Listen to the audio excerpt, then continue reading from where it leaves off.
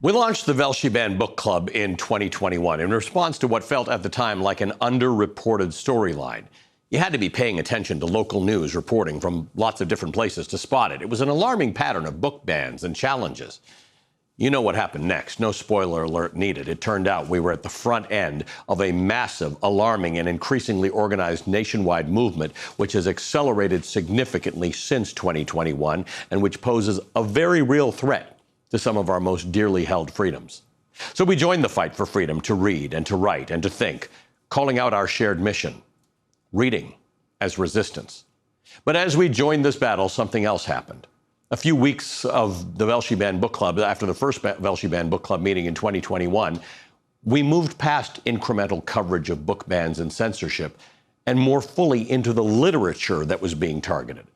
The stories of book bans are basically the same story over and over again for centuries, literally. Book bans are all targeted for the same reasons, largely by political actors who've not read the books and are raging against gender, sexuality, radical representation, sexual content.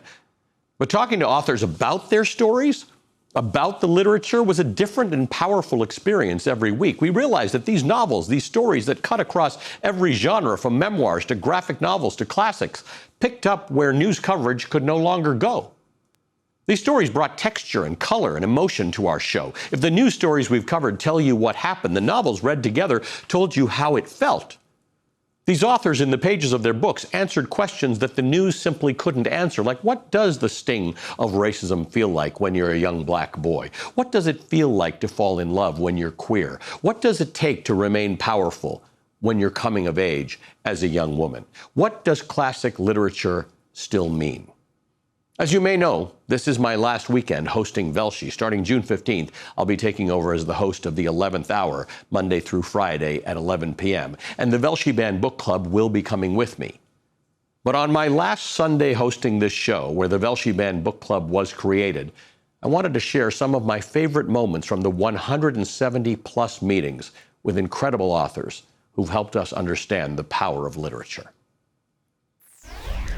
Today's meeting of the Velshi Band Book Club is officially underway. I am joined by a great friend and founding member, literally, of the Velshi Band Book Club, George M. Johnson. One of the things you first said to me when people were banning All Boys Aren't Blue, they said this is not appropriate for people of a certain age. And you said, but the things you write about, you experienced at certain ages. Walking this life without any guidance sometimes can be really, really hard, especially when you're a young black queer kid and you don't really have, visibility or representation anywhere, and you also don't see it in the characters you read.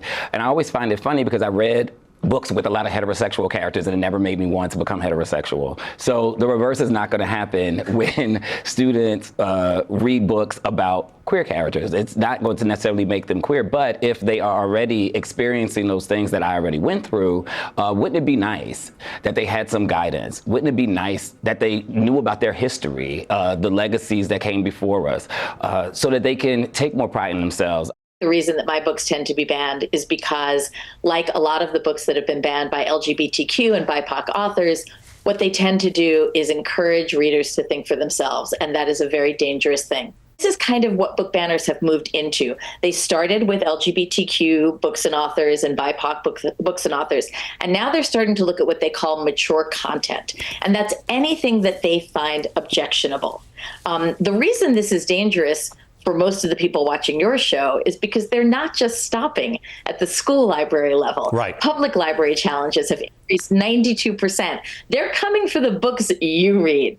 One of the things we talk about with authors, particularly who write for young adults, is the degree to which they feel that their writing has influenced young people. You've got a pile of letters there. Some of them are 15 plus years old. Can you read from one of them for us? I would happily read from one of them. I can finally say what I've been thinking and feeling. I literally just finished The Perks of Being a Wallflower, and it made me think about so many things. It gave me a sense of hope. I was lost and confused for so long when my dad died and left me to face life alone. Things snapped. I started doing things I wish I never did to myself. The scars and burns still show vividly.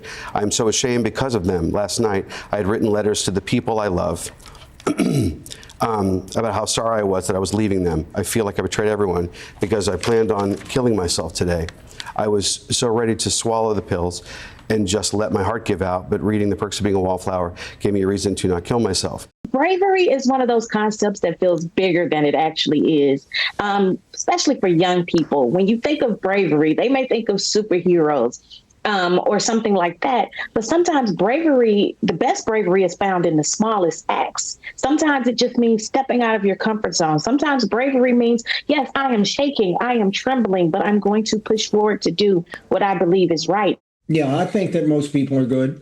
I think that when you see, for instance, a car rolling downhill, or you see somebody, a child in the road, and that car is going to hit them, it doesn't matter who is a Trump supporter, who is a Republican, who is a Democrat.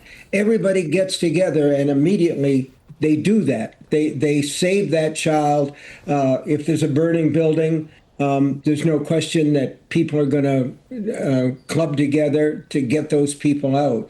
So I think, and you can call me a romantic if you want to, but I think that most people are inherently good and they try to do their best. We are the same species, right? And that despite that overwhelming sameness, despite the fact that we are all on this 10-minute train ride between two infinities from which either end no one can report, right? Despite the fact of that overwhelming sameness and the brevity of our being here, we create these reasons to be mad at each other, right? When I became a teenager, out of the camps and asking questions about our imprisonment, I had many after-dinner conversations with my father, and he shared with me his personal anguish and rage and his sense of impotence and how painful that was for him. But he said to me, and he wanted his children to know the larger picture. He said, we are living in a democracy. The ideals of democracy are noble ideals: equal justice, due process. When you're arrested, you have the right to know why you're arrested, the charges. And then we have the right to challenge those charges in a court of law. In our case, there was no charge, therefore no trial. Simply because we look like this, we were imprisoned. And my father said, that's both the strength and the weakness of our democracy. People are fallible human beings. We make mistakes. I think that what literature in general, and perhaps dystopian fiction in particular, can do is not just serve as a warning in the sense of, say, 1984 or The Handmaid's Tale, although having that framework for understanding what we're seeing is incredibly valuable. It can also serve as a way to kind of exercise this muscle of imagination that you need to conceive of a better world. So, I think that literature is always important, art is always important, not just because survival is insufficient, but to try to imagine a better world and where we might go next. The question I was asking was if there were to be a totalitarianism in the United States, what form would it take? Wouldn't be communist. So what would it be? It would probably revert to the 17th century when the United States in the New England colonies started as a Christian theocracy. More and more in this age of spin is this idea of, that you can talk your way out of anything, into and back out of, and that truth isn't actually important at all. And it's all about who gives the best spin, who's in control of the narrative, who gets to tell the story. And, I wrote Gone Girl, it was 10 years ago now. And, that was in the age, I was lucky I didn't have to include Twitter or much, social messaging in the book. And because it just wasn't a huge thing at the time, it was very freeing. But now it's even more so that idea of, everyone's in control of a different narrative. And within the span of, 24 hours, a story can completely change depending on who's telling it and who's chiming in. And so I feel like what I was kind of getting at then has become even tripled, quadrupled. Now, that idea of no, I want to be in charge of my story. Well, you are not. There are dozens and hundreds and thousands of people who are in charge now. Part of the job of a writer is to be an iconoclast, to fight back against what seems to be dishonesty. And the chief obligation of any writer, no matter what your subject, whether it's war, politics, whatever it might be, love affairs, your obligation is to try to the best of your ability to be honest and forthright. Sometimes the world is a nasty place. Oftentimes it's a joyful, great place. But when you're writing about war, you do have to be honest about yourself, your own experience, and the fundamental evil of people killing other people. It was hard to choose the best out of 170 meetings. There are many more that we could have chosen. This is not a book closed. It's just the next chapter. The Velshi Band Book Club is not going away. I am taking it with me to the 11th hour.